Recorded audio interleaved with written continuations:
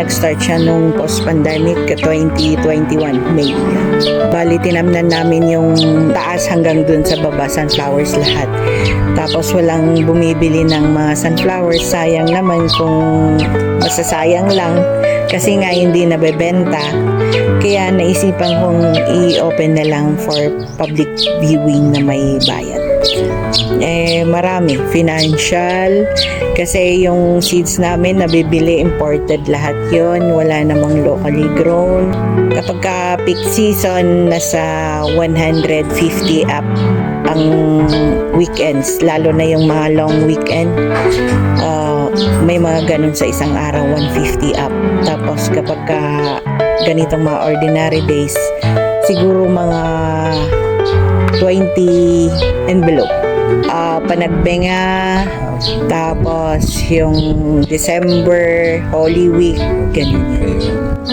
Siyempre, source of income yun. Tapos kapag ka dumadagsa yung mga turista, marami na rin kaming natutulungan kasi yung parang yung transpo, mga taxi drivers nagdadala dito, mga garage, mai-improve siya.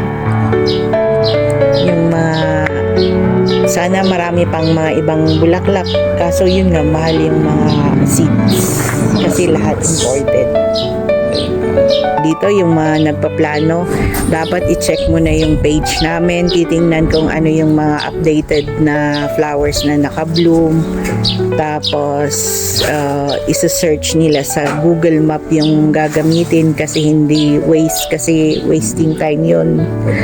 Parang yung sa promotion, yung mga nagpapa-seminar sila, sa mga nagbabalak na magbakasyon dito sa Baguio, inaanyahan ko kayo na bumisita naman dito sa Bahong Sunflower Farm.